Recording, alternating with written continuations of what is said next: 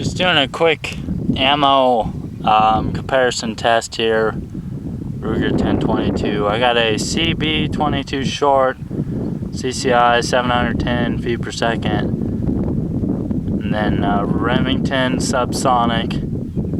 They're about 1010 FPS. And then I got a standard CCI mini mag, about 1260, and then a CCI Stinger 1640. Just going to compare sound. I know it won't sound up all that great on the camera, but we'll just have to see. Quietest to loudest.